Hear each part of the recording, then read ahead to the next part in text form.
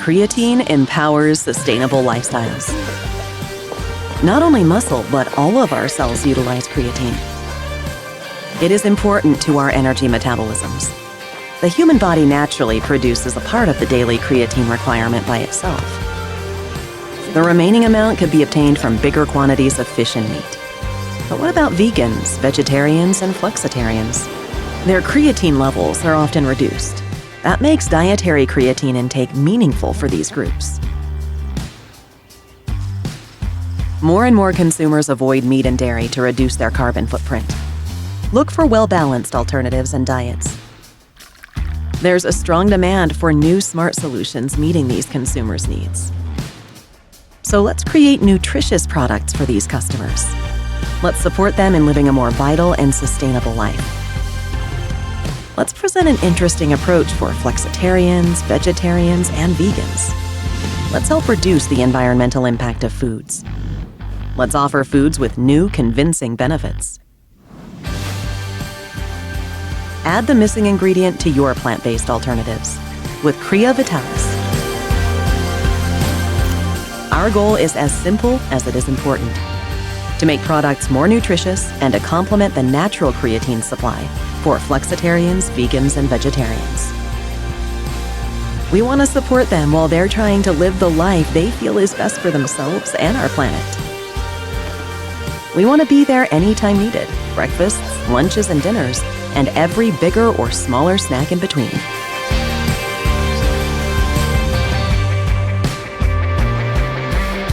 Crea Vitalis is the source of creatine for the body. High-quality creatine monohydrate made in Germany.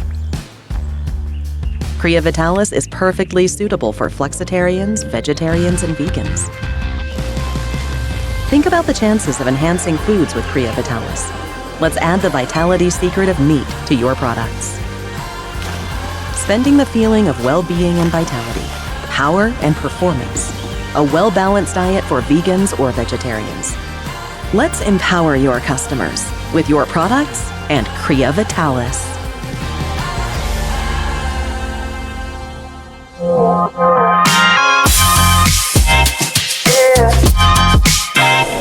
Olá, amigos, mais um QualityCast, hoje ainda mais especial, segundo dia aqui do Arnold Sports Conference.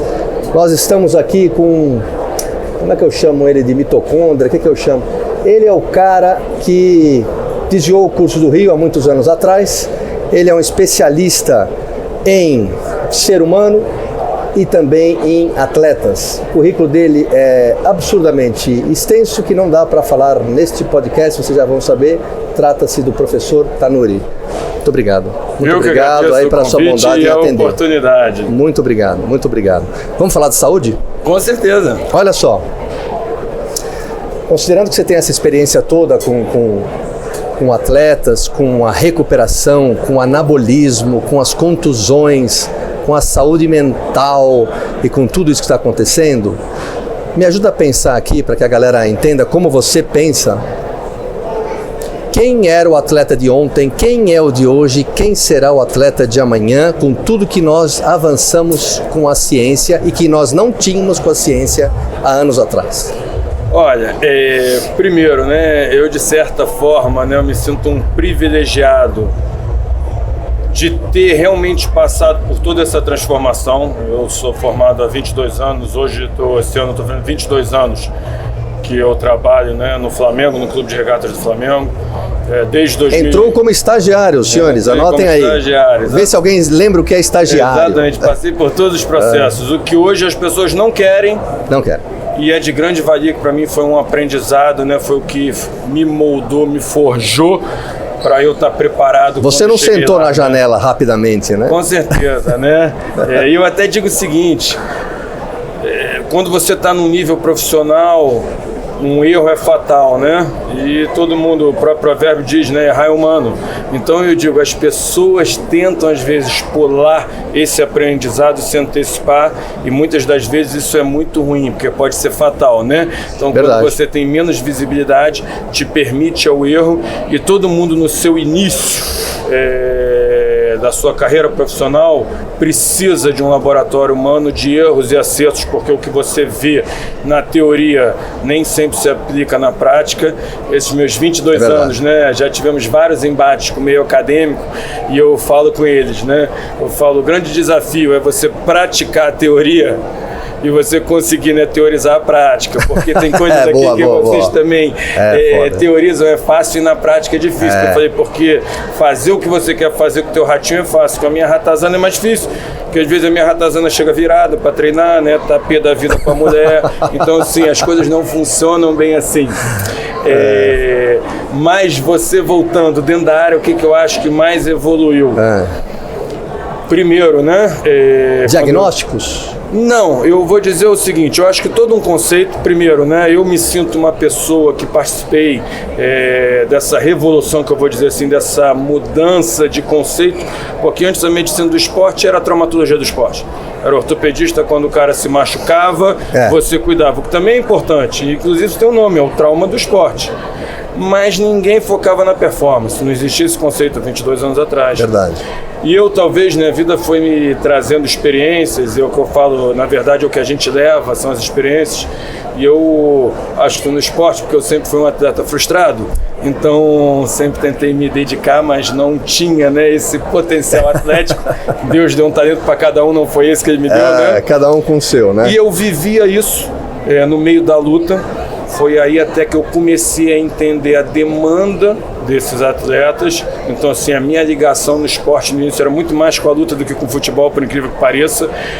E olha que você começou lá atrás no futebol, né? 2002. E a luta você tinha em algum período mais... Eu treinava e eu comecei, a gente abriu o centro, que foi o primeiro centro de performance de luta no Brasil, que era Black House. Black House. Que foi em 2005. E eu era o médico da Black House, né? Puta e a equipe era o Anderson, o Minotauro. Aquela galera que formou, José né? Aldo, exatamente. Né? Então foi uma experiência para mim riquíssima. Eu trabalho Black até hoje House. no UFC. Então, primeiro que você, o esporte coletivo e o esporte individual, existe uma diferença muito grande. Então eu falo que o esporte individual é você e você mesmo, né? Esporte coletivo, às vezes você não tá no teu dia, tem alguém que corre por você. No esporte individual não tem. Então eu via isso, a promoção de saúde, que é, no fim das contas, o que pode melhorar a performance. Eu sempre falo o seguinte, né? As pessoas sempre buscam a melhora da performance. E eu falo que um atleta, quando ele chega num nível tal de performance, é muito difícil ele melhorar 10%.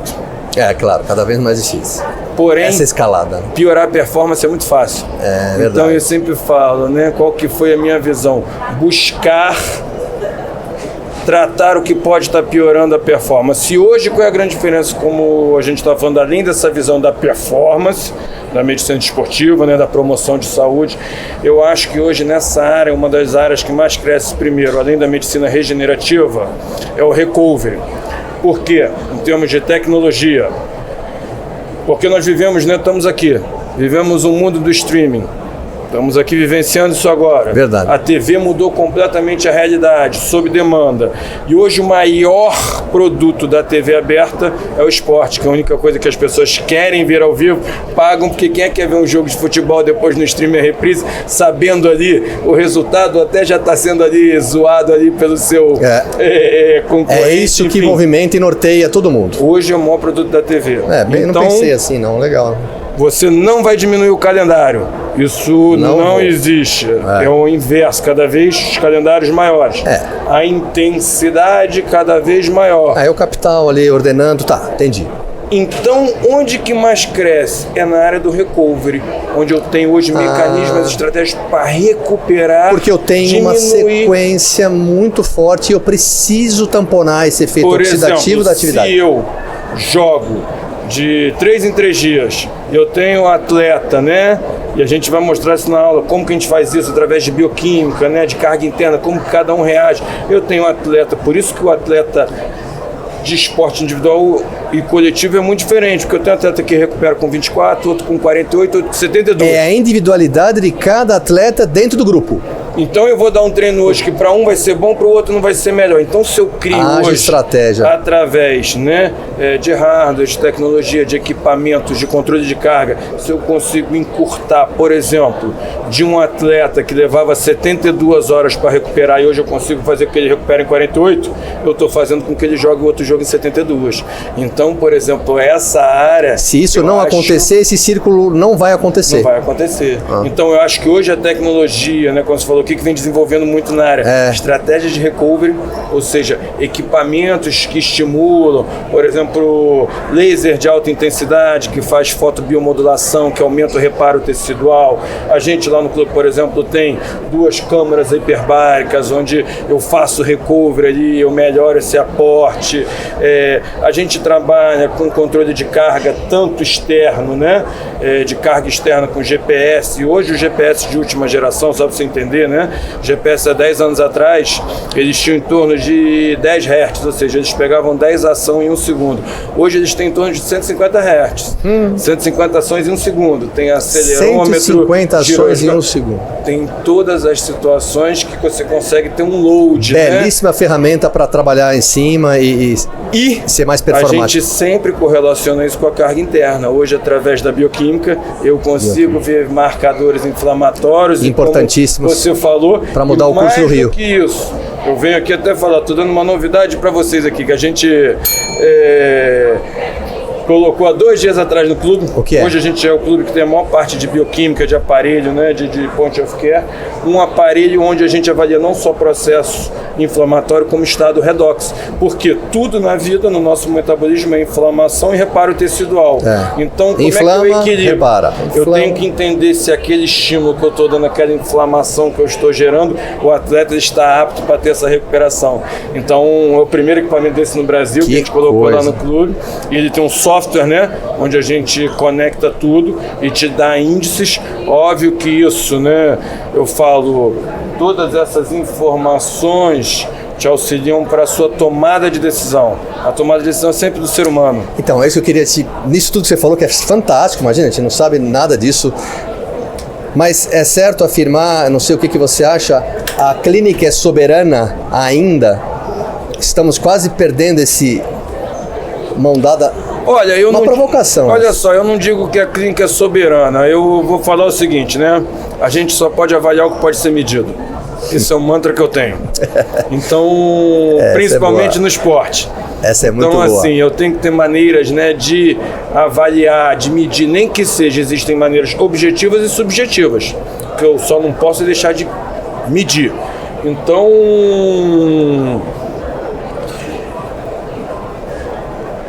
vou mudar o que você falou. Não acho que a clínica é soberana. Eu acho que a individualidade biológica é a chave. Então, por exemplo, cada um reage de uma maneira diferente a esse estímulo. Então, quando eu pego um esporte coletivo, o treinamento tem que ser o mais individual possível, mesmo sendo difícil, porque quanto mais eu conseguir estimular individualmente as características do meu atleta, coletivamente vai ser melhor. Faz sentido. Então eu acho que não é clínica Respostas, soberana, né? Não, entendi, tá claro. Mas eu acho que a individualidade biológica precisa ser respeitada. Então tem pessoas que reagem de uma maneira diferente para certas circunstâncias. E hoje é o que eu falo, você só pode avaliar o que pode ser medido. Hoje você tem várias maneiras de medir. Pode avaliar o que pode ser medido. Nem que seja de uma maneira indireta, mas você consegue medir. Então, por exemplo, quando eu faço um PSE, uma percepção subjetiva de esforço, né, que você dá uma nota de como você sentiu após aquele treinamento, é uma maneira de medir, de avaliar o efeito do treinamento, a intensidade. É uma maneira indireta. Óbvio que não vai ser tão sensível como, por exemplo, uma maneira bioquímica. Mas eu sempre brinco que para quem não tem nada, metade é o dobro, né? Tanuri é cheio de amarra bem. Mas é uma verdade, a vida bem. é como ela é. Então as pessoas hoje eu vejo criando coisas ali, talvez ali dificultando a vida ali, e as coisas simples não pensam. Como, por exemplo, um exemplo que eu vou dar aqui, eu tive um nutricionista novo lá no clube, e ele veio começar a falar comigo de o que ele pensava em fazer, de beta-alanina. Então, assim, que eu falei, pô, meu filho, não vou citar nomes óbvios, eu falei, ó, o atleta é um desidratado crônico, nós temos aqui. Se você já pensou em alguma coisa para resolver a hidratação deles, antes de pensar em betalanina, porque se você resolver a hidratação dos meus atletas, você está me melhorando 80% do que eu preciso. Então hoje as pessoas esquecem o básico. Por exemplo, você vai na medicina. Poxa, que coisa, desidratação. A gente sabe que em provas de endurance o que quebra o cara é a desidratação. Eu tive agora, dias atrás, nos Estados Unidos, participando da Expo S de mais uma feira, e ali só se falava em desidratação, né, os superhidratantes, os produtos todos, né, tal. Mas eu não sabia nisso no futebol, eu não achei que isso... Com certeza é. Então eu falo, cara, vocês procuram ali ir sem... ver o macro primeiro, o que eu digo. Você quer ver, mas isso já organizou, como falei. Pô, primeiro, o nome já diz suplemento, é para suplementar o que falta. Suplementar o que está ok. Você já ajustou a dieta, a hidratação, você já fez uma periodização nutricional, ou você passa a mesma coisa todo dia, um dia tem treino de potência, o outro é de velocidade. A monotonia, né? Uma monotonia de carga, exatamente. Então, por exemplo, você tem essa... não. Então, primeiro faz isso para depois pensar em betalanina, para depois pensar em peptídeo, que a gente vai chegar lá, mas eu só posso chegar lá quando minha base da pirâmide estiver toda preenchida. Aí, com certeza, a gente vai nesse diferencial, né? Entendi. Olha, estão me fazendo sinais aqui, mas eu já vou conduzindo aqui. Deixa eu te perguntar uma coisa. Qual a comparação, se é que é possível, acho que eu estou pedindo demais, mas... O atleta de lutas e o atleta do futebol e suas características mentais. É pra você se incomodar mesmo. E aí? Dá pra... agora eu peguei o Doc. Dá. Eu até brinco, né? É que você tem tanta experiência, deixa um jaule aqui pra gente. Exatamente, né? Existe uma diferença muito grande, né? Como eu falei, do esporte coletivo e individual, primeiro de tudo, né? Então, no esporte coletivo, o cara sabe, né? Que não depende só dele, né? Tem sempre alguém para correr por ele. Então, no esporte individual, primeiro, é mais fácil de você lidar com o atleta, porque ele é o maior interessado na melhora dele, no que você faz, no teu planejamento. Mas existe, né, como eu falo, a vida como ela é, e o esporte de alta performance é um business. Então eu falo, né, é um negócio. Saúde, esporte é saudável, né, alta performance nem sempre é saúde. E eu brinco que uma grande diferença que você falou nisso aí é que muitas vezes no futebol o atleta dá um migué para não jogar, inventa uma lesão, alguma coisa, por uma viagem, uma furada. E no UFC muitas vezes ele dá um migué para lutar, ele esconde uma lesão, ele vai em cima, porque na luta você só recebe quando luta a tua bolsa.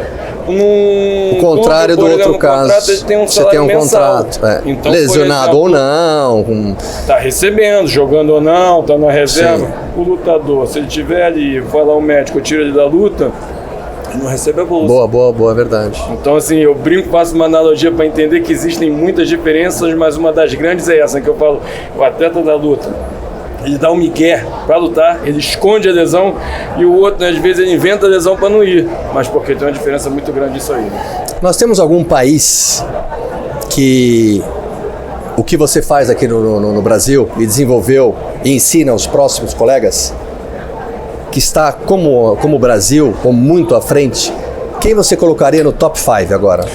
Olha só, eu digo o seguinte, né? As palavras se perdem, né? Os fatos, as atitudes é que ficam, né? Então, para mim, não tem nem ali o que... Nada é estático também, né? Óbvio, né? Com certeza. Mas no momento que eu digo, não tem nem o que questionar. É só você ver quem é sempre o primeiro lugar nas Olimpíadas, nos Mundiais. Tá bom. Estados Unidos. Então eu acho que lá é o benchmark, com certeza, né? Ainda é. Não à toa, não é o país que, assim, há tantos anos está em primeiro, né? Na grande maioria dos esportes. Não à toa, eu não lembro qual foi a última Olimpíada que os Estados Unidos não ficou em primeiro, por exemplo. Verdade. No último Mundial Campeão, medalhista. Campeão, total de medalhas, então você vê... É numérico, né? Tá ali. Como eu falei, é fato. Então, assim, fale o que quiser, mas a gente pode até ver cases diferentes, por exemplo, como uma Jamaica. que eu acho interessante, onde eles têm uma população reduzida, uma população que geneticamente, né, tem ali uma tendência a certos esportes, eles investiram só nisso e consequentemente tiveram sucesso curioso, na grande quantidade. No mínimo. É um case. Mas se você perguntar hoje qual é o meu padrão ouro, meu benchmark, onde eu acho que tem mais desenvolvimento nisso, mesmo que de formas integradas, Estados Unidos. Trazer o Doc aqui e ter tempo é simplesmente ridículo, mas eu vou fazer mais uma com ele, mesmo com brigas. Doc, no American College do ano passado, ou retrasado, foi dito lá pelos cientistas a preocupação dos atletas olímpicos, etc e tal, treinando muito, claro, e diminuindo o carboidrato e não se alimentando bem. Isso para mim me bugou a cabeça. Eu não entendi. Olha, isso eu sempre digo o seguinte, ótima essa tua pergunta para fechar, porque é um tema, né, que por um acaso eu vou falar na aula isso hoje. Legal, coincidência. Então, você vê que não estamos nem divulgando aqui, não foi nem combinado, né? Mas porque isso hoje eu digo que é quase que endêmico. Então as pessoas hoje confundem, primeiro, dieta low carb com dieta no carb, né, que não é a mesma coisa, então as pessoas estão confundindo e eu sempre falo o seguinte, ou essa é a verdadeira periodização nutricional, ou a tua dieta acompanha o teu esporte acompanha a tua dieta. Então, não existe alta performance com low carb. Então, se você me perguntar a minha dieta, eu sou a favor de low carb, eu de vez em quando faço jejum, atleta de alta performance, não existe hoje. E isso tem trazido, porque o atleta é a vitrine, a população vê isso. E nenhuma Blue Zones tem cardápio low carb. Loma Linda, Okinawa, onde você quiser, Sardenha, não tem low carb. Para você ver, então hoje isso é endêmico, não à toa é o que a gente chama de REDS, né? Que é a deficiência energética relativa, porque quando eu vejo, né, os colegas mais novos e falam, não, você tem um gasto basal de tanto, ingere tanto, tem um déficit. Não é assim que funciona. O importante é o que você tem de combustível na hora que teu corpo precisa. E hoje, isso é cada vez mais endêmico, que eu vou dar alguns sinais hoje na aula exatamente sobre isso. E aí você entra num trabalho de gliconeogênese, onde você começa a usar aminoácidos como fonte de energia, piora a tua recuperação, teu reparo tecidual, teu treino. Aí muitas vezes na mulher cai o cabelo, unha quebradiça, o sistema imune cai. Por quê? Está faltando energia. Eu sempre falo o seguinte, o processo de anabolismo é um processo endergônico, né? Ele necessita excesso de caloria. Então, quando eu construo, eu estou absorvendo energia. Quando eu estou quebrando o catabolismo, ele é exergônico. Quando eu quebro, eu libero energia. Não sabe, exergônico. Então, se está faltando energia, que é isso, né? Essa conta chega, você está nesse catabolismo para liberar energia e acaba que hoje isso é um mal da nossa década ou do século. Eu não achei que ia parar em atleta, por isso que eu estou brincando com você. Mas achei que não. Vejo isso no meu consultório direto, no dia a dia. Tem sinais, eu vou falar isso na aula hoje. Sinais bem característicos, você sabia que a pessoa, né, tá nesse estado. Linda aula. Porque teu corpo, ele permite isso e se adapta por um tempo, aumenta o cortisol, mas tem uma hora que não consegue mais compensar e a conta chega e aí começa a cascatear a água, a caixa d'água começa a esvaziar. Senhores, não deixe de acompanhar. Doc, muitíssimo obrigado pela sua bondade de vir aqui bater um papinho. Espero que você vá lá no QualityCast, lá no nosso estúdio, no nosso auditório, para a gente bater um papo. Brilhante o seu trabalho, é admirável o que você faz. Eu sei bem como é que você começou a carreira, a luta que é. Não foi fácil para esse cara, não foi fácil para esse profissional da medicina. Vocês estão vendo ele aqui, famosão, sai no corredor aqui, todo mundo abraçando, etc e tal. Mas ele não é um profissional da revista Caras. Ele é um cara de verdade, cavou bem fundo, bem fundo. Então, muito obrigado, Doc. Eu que agradeço o convite, desculpa a correria, né? Isso aqui seriam horas de bate-papo, um maior prazer e agradecer a todo mundo da audiência aí. Espero a próxima a gente estar com mais tempo e poder falar mais nesse assunto que é maravilhoso. Muito obrigado. Senhores, não deixe de curtir o canal, compartilhe, dê um like porque é muito importante. Até mais, valeu!